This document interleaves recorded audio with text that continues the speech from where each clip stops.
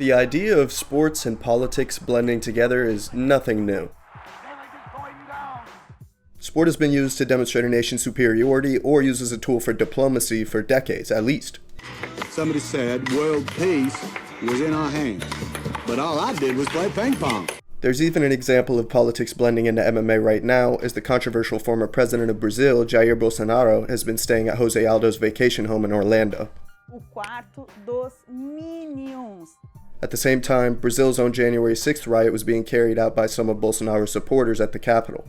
It also looks like during the pandemic, Aldo and his wife may have been taking some emergency payouts from a fund meant for some of the poorest families in Brazil, which ties up an unfortunate series of events for Aldo fans. Things get tricky when the politician involved is someone who has been accused of serious human rights abuses and is a close ally of Vladimir Putin. Ramzan Kadyrov, the head of the Chechen Republic, might be the most powerful politician in mixed martial arts at the moment. His father, Akhmat Kadyrov, was a figurehead for Chechen independence during the First Chechen War, but essentially handed the republic over to Putin by the Second War and was rewarded by being appointed president of Chechnya a little later in 2003. He was assassinated by rebels in 2004, and his son Ramzan assumed power almost immediately after he hit the age requirement of 30 in early 2007. Kadyrov and his regime have been accused of many human rights abuses, including kidnappings, horrible tortures, and assassinations, specifically targeting the LGBTQ community in Chechnya. He's been confronted about it before, namely in the first interview he's done with a Western reporter in a long time on HBO Real Sports. This is probably the best piece that's been done on Kadyrov, and I'll reference it a few times. Вы сами должны увидеть, что здесь абсолютно демократическая республика, свобода слова, люди живут счастливо. Это ерунда. У нас таких людей нету. Нету у нас геев. Если есть, заберите в Канаду, хвала Аллаху, подальше от нас, чтобы очистили кровь там, если есть таких, пусть забирают. The piece also features Karim Zidan, a journalist that's covered this subject more and better than anyone else by far. Very highly trained, motivated, dedicated, and loyal fighters willing to die for him. All of this serves one key purpose: legitimizing and cementing Kadyrov's claim to the rule in Chechnya. Kadyrov has a certain image. He shows his wealth on social media, often with fighters, guns, and in military clothing. He rules Chechnya with an iron fist, silences critics, and uses the money to enjoy what everyone calls his personal fiefdom.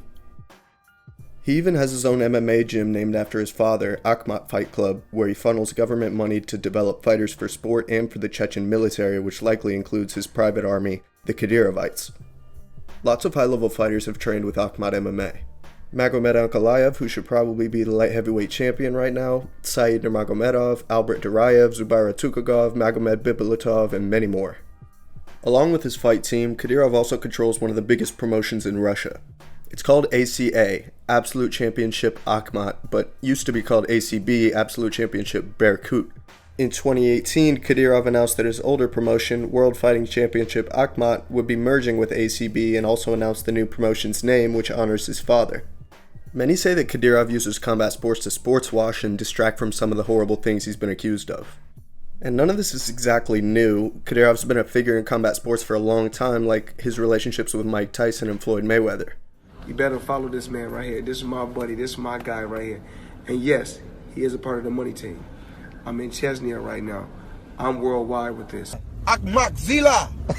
He's not specific to MMA either. He's tried to attach himself to Mohamed Salah and set up a private football match in Chechnya where he flew out Ronaldinho.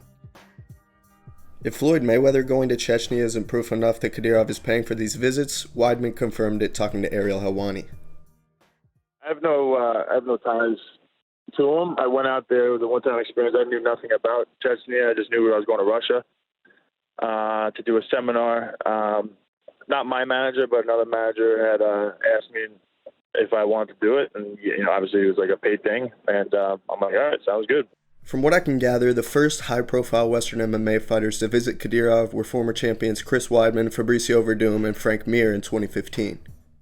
Weidman later said that he knew nothing about Chechnya or its government, and the three fighters were treated extremely well. And did you meet him when you were there? Yes, I did. And what was that like? He treated us like kings. Uh-huh. It seems pretty obvious that Kadyrov orchestrates these visits to show the best parts of Chechnya and to give the impression that it's a fair, democratic republic that respects free speech. The fighters who went to Chechnya most recently are former champs Kamaru Usman, Justin Gaethje, and Henry Cejudo. They were filmed shooting guns at the Russian Special Forces University in Chechnya, which is also where soldiers are trained for the Russian army. And this wasn't Usman's first visit. He'd been twice before, with the first trip in November of 2020.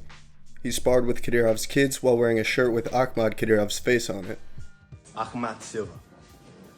Yes. Allahu Akbar. Allahu Akbar. He had even went after the US had placed heavy sanctions on Kadyrov. It was Gaethje and Cejudo's first trip, and Gaethje had come out insisting that he never met Kadyrov and only went for one of Kadyrov's son's birthday party. Usman, Gaethje, and Cejudo are all managed by Ali Abdelaziz, who is probably the most powerful manager in the sport. Ali has worked with multiple champions and dozens of great fighters, but is best known to the outside world from the press conferences between Khabib and Conor leading up to UFC 229. McGregor referenced Ali's past as an Islamic extremist and FBI informant and asked him about his apparently abandoned son Noah. Shut your mouth, Ali Abdulaziz, mad Ali, terrorist get snitch. Ali. I know Get a out lot of here. about you as well, you mad rat. I know a lot about you as well. You keep your mouth shut, kid. Let me take my picture. How's Noah? How's Noah, huh? Yeah, shut your mouth. Never speak about me, ever in your life. Watch yourself around me, because you be out here quick. Go ahead. Here, hold on. Let me get my pose and my belt and my suit. He works with these fighters under his management company, Dominance MMA, but he also used to matchmake for the World Series of Fighting, which is now the PFL. He left after World Series of Fighting's own partner, World Series of Fighting Asia, filed a lawsuit which alleged Ali was giving his own fighters favorable matchups like Marlon Moraes and David Branch, who were both champions at the time. Him and Kadyrov seem to have this interesting symbiotic relationship where Ali will represent Kadyrov's fighters, which helps them in the West, and Kadyrov will pay Ali's Western fighters to visit him for his own exposure. Khabib has also been associated with Kadyrov, and Luke Thomas asked Ali about the topic, to which he said he doesn't believe anything the media says, hasn't seen Kadyrov do wrong himself, and that Khabib had visited for a funeral. But that's a weird, that's an unfortunate association to have. Listen, at the end of the day, if you go meet Donald Trump, right? If Donald Trump said, it's a different type of word, right? Certain things, if Putin said, come here, you have to go there. So we have certain rights in this country. We can say everybody F off, whatever, stuff like that. But certain part of this culture is about respect. Like, I don't know what Ramzan Kadyrov did about gay, not gay. Human rights observers say that he has instituted a gay purge in Chechnya. Listen, human rights said, in Iraq, a lot of people who sexually abused. But, I don't believe, listen, at the end of the day, I don't know, it's politics, right? And I know people mix politics with sports all the time, right? Understand what I'm asking? Yes. I'm not asking you if he's a bad person, because Yeah. I don't think that. What I'm asking is, I don't have friends like that. Yes. So how do you explain that? But the whole thing is, like, everybody said, Ramazan does this, Ramadan this, right? At the end of the day, it's not our business what he does, because we don't. It kind of is. But in a way, like, I don't know the guy. I never met the guy. You understand? He lives an hour from Khabib, right? If Khabib said, I think he went there, somebody died, actually. Like, somebody's mother's died. Okay. And Khabib went to Chechnya, right? You understand? And if a guy there, he's a president of a country, you're gonna shake my hand or shake my father's hand? What I'm gonna say, I'm not gonna shake your hand and I'm in your country? I don't know. Like Can you do that? Here's the thing. Even if you want, let me tell you something. I acknowledge. Even if you want, you cannot. Over a year ago, a channel called GK made a great video about Ali's past, and it really goes into detail. The connection between Ali and Kadyrov, as well as the fact that the US sanctions haven't stopped Kadyrov from being involved with the UFC, are two big reasons that this topic is right in the face of Western MMA fans, whether they choose to pay attention or not. Chechnya's history is full of war, so it's no surprise that the region breeds fighters. Fighting and bravery are glorified to the highest level. The best thing a Chechen can be is either a loyal soldier or a champion in a fighting sport, or both. In Kadyrov's opinion, the other side of that spectrum might be a journalist or a human rights advocate. For example, there's the story of Anna Politkovskaya, who was reporting on Chechnya before she was gunned down in a contract shooting. She was shot multiple times in the elevator of her apartment building in Moscow, and while multiple arrests were made, the man in charge was never caught. She was killed on Vladimir Putin's birthday, which was also the day she was planning on releasing a piece on torturing practices in Chechnya. Kadyrov had threatened her before, like he's done with lots of journalists, and she was just one of many to end up dead. He's also been accused of being responsible for the assassination of an anti-Putin Russian politician, Boris Nemtsov. One of the men arrested was a Chechen by the name of Tsar Dadayev, who was previously high up in Kadyrov's security forces. Dadayev admitted to killing Nemtsov, but it came out later that he may have been tortured into confessing. While at times Kadyrov was a close fan and supporter of Habib, he ended up being even closer with Khamzat Chimaev. And that's no surprise, Khamzat's Chechen. He is what Kadyrov wants his people to be, a top-tier fighter who brings glory to Chechnya. For the past 2 or 3 years, Kadyrov has flaunted Khamzat on social media and given him an expensive lifestyle. For example, he gave Khamzat a Mercedes, just like he gave to Habib. After a few months, when Khamzat wrecked it, Kadyrov got him a Ferrari.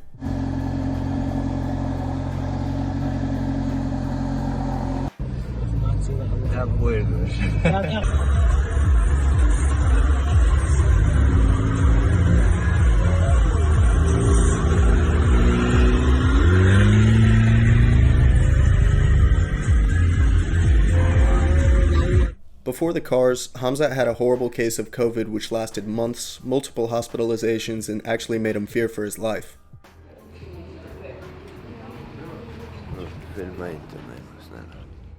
It's a well-documented period, and it led to him making a strange Instagram post where he announces he's done, along with a picture of what looked to be blood in his sink.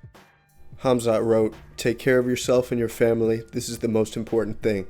The main thing is, I do not know what this disease is, but it is not easily outlived." The very next day, Kadyrov announced on social media that Khamzat would not be retiring, and that Khamzat only said that because he didn't want to get fans' hopes up. Kadyrov also reminded Chimaev that the youth whom he inspires are pinning their hopes and expectations on his success. Around this time, a 15-year-old Chechen boy made an insulting comment to Kadyrov online. In response, Kadyrov made a video in a field with some of his henchmen threatening to destroy the commenter, and Khamzat was one of them. 2 days later, Chechen State TV broadcasted the boy and his father apologizing and asking for forgiveness.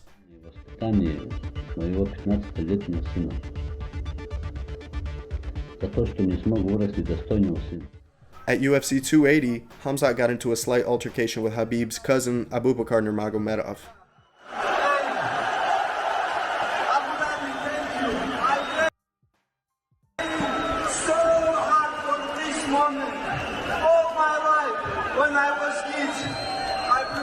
Soon after, Kadyrov posted a screenshot to social media that showed him FaceTiming Khamzat and Abubakar together, saying there is no problem, and he made sure of that personally.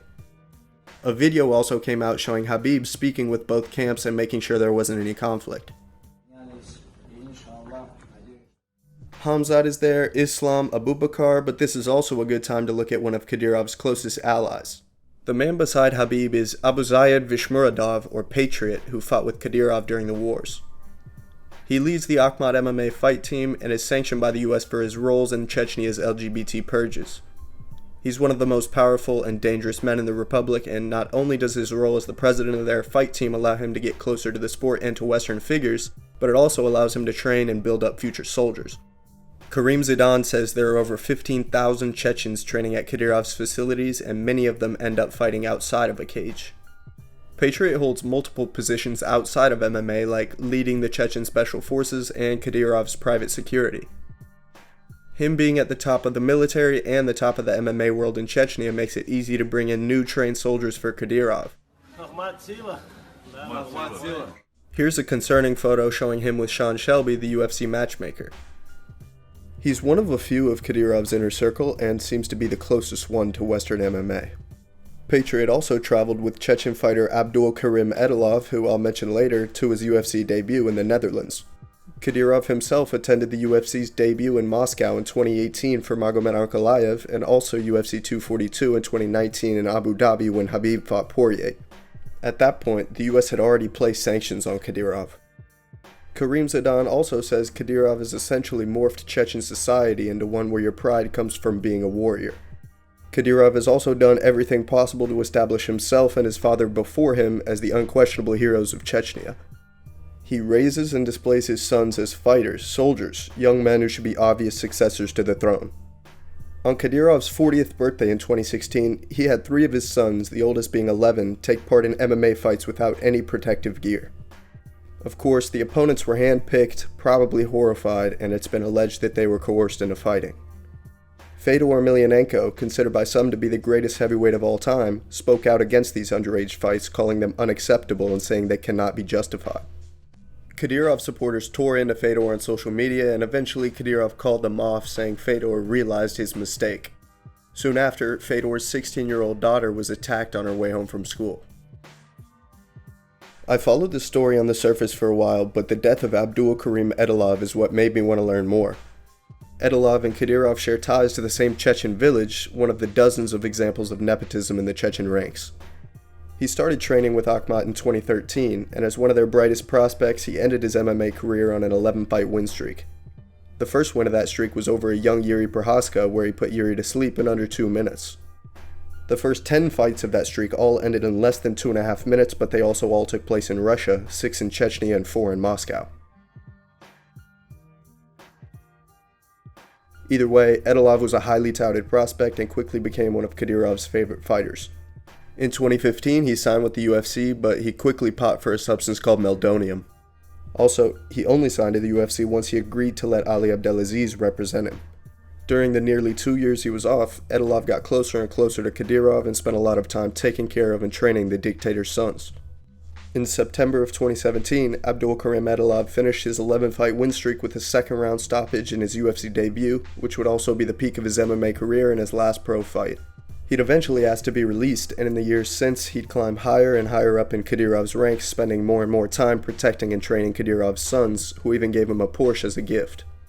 One of the sons recently had his MMA debut in a suspicious fight in his father's promotion.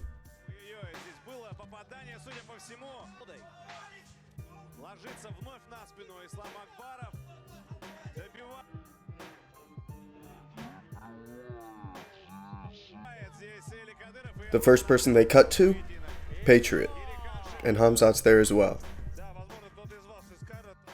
Edilov was one of Kadyrov's closest confidants, even known to threaten and intimidate people against the regime, and eventually Kadyrov would elevate Edilov all the way to Deputy Prime Minister, or Vice Premier, of Chechnya in early 2022. As I did research for this video, Edilov was everywhere. I pointed him out a few times already, but it seems like he was really part of the family for a while.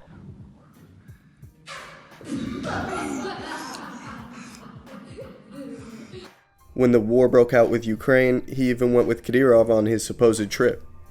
He was responsible for youth policy, sports, and control over the expenditure of budgetary funds. But in late November, it was reported that Edilov had resigned from his post by his own accord. It was also reported by Karim Zidan that Edilov had apparently had a falling out with Kadyrov and wasn't being featured on any of the family's social medias anymore. Then, right before the end of 2022, a Chechen opposition group called 1ADAT announced that Edilov was dead under mysterious circumstances. Kadyrov is yet to even acknowledge Edilov's death even after the years of service as the kid's coach, bodyguard, and babysitter. These days, it seems like Hamzat Chimaev is doing the things that Abdul-Kerim Edilov used to do. While I was researching, Karim Zidan reported that another Russian fighter, Georgy Gagloev, was found dead. He recently reached out to Kadyrov to ask for help finding his missing aunt, who was a fortune teller, which is apparently forbidden in the Muslim religion. She was last seen in Chechnya, where she got a taxi home, but the car was later found abandoned. When the UFC allows Kadyrov's fighters in, and when UFC fighters go visit Kadyrov, they're directly contributing to the sports washing, improving Kadyrov's public image, and indirectly supporting his regime. The same regime that's called for the use of low-yield nuclear weapons in Ukraine. I'm not sure what the answer or the fix is, but it's a topic that at the very least needs to be discussed. There's so much more to Kadyrov and his ties to mixed martial arts, some that I can't fit into the video, and a lot that I'm sure I missed. This is just supposed to be a general overview of the topic. I just hope I didn't butcher any important details because it's a complicated subject, but I'll end here. For more, check out Karim Zidan's work. He's been reporting on Kadyrov's role in MMA for a decade and does it better than anyone else. Ядерная держава. Если даже наше государство полностью разрушит, автоматически наши ядерные ракеты полетят там. И весь мир мы перевернем, знаешь, рака поставим.